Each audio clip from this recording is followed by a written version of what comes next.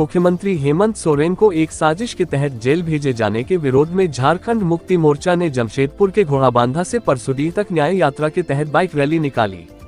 जिसमें सैकड़ों की संख्या में कार्यकर्ताओं ने रैली में शामिल हुए, जिसका नेतृत्व जुगसलाई विधानसभा के विधायक मंगल कालिंदी कर रहे थे। ये रैली घोड़ाबांधा से विभिन्न क्षेत्रों से गुजरते हुए परसुडी बाजार त्रिवेणी चौक में सभा के रूप में परिवर्तित हुए। इस मौके पर उपस्थित गणमान्य लोगों ने भाजपा के नीति के खिलाफ विरोध जताया। वहीं मंगल कालिंदी ने कहा कि 24 साल झारखंड में भाजपा और उसके सहयोगी पार्टी ने झारखंड में राज किया, लोगों को छला और लूटा, लेकिन जब जेएमएम गठबंधन 4 साल के कार्यकाल में 2 वर्ष कोरोना के बावजूद राज्य का विकास और युवाओं को रोजगार देने लगी, तो केंद्र सरकार के इशारे ईडी के माध्यम से हेमंत को सरकार को तोड़ने का प्रयास किया। जब सफल नहीं हुए तो एक साजिश के तहत जेल भेज दिया गया, लेकिन सोरेन राज्य के जनता के सम्मान में झुके नहीं, इसलिए जब तक हेमंत को जेल से नहीं छूटते नहीं तब तक पूरे राज्य में आंदोलन के रूप में न्याय यात्रा जारी रहेगी।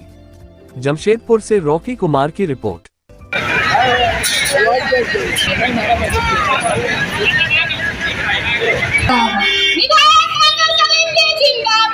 जिंदाबाद जिंदाबाद जिंदाबाद जिंदाबाद। हमारे हृदय सम्राट हेमंत सोरेन जी की पत्नी कल्पना सोरेन अब मैदान में उतर गए हैं और अच्छे का जो है सोचने पर मजबूर हो गया है कि महिला में कितना शक्ति है। ये कल्पना सोरेन जी ने सभा में संबोधित करते हुए दिखाने का काम किया, और मैं ये कहना चाहूंगा कि कल्पना सोरेन जिंदाबाद, कल्पना सोरेन जिंदाबाद। देखिए, आज हम लोग राज्य के पूर्व मुख्यमंत्री, झारखंड के भूमिपुत्र, राज्य के युवा सम्राट आदरणीय हेमंत सोरेन जी को बिना वजह, बिना एफआईआर के, बिना केस के उनको अरेस्टिंग करके जेल भेजने का काम किया। इसको लेकर पूरे झारखंड में न्याय यात्रा निकाला जा रहा है, और आज जुगसलाई विधानसभा क्षेत्र में हम लोग घोड़ाबांधा से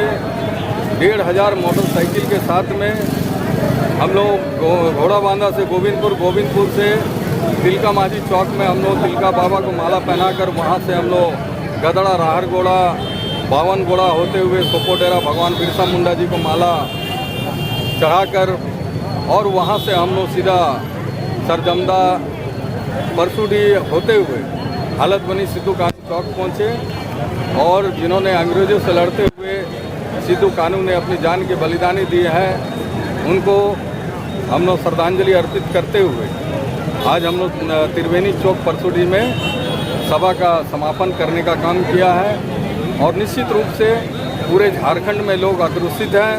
और पूरे झारखंड के लोग इसका विरोध कर रहे हैं कि जो एक सरल व्यक्ति और एक आदिवासी मुख्यमंत्री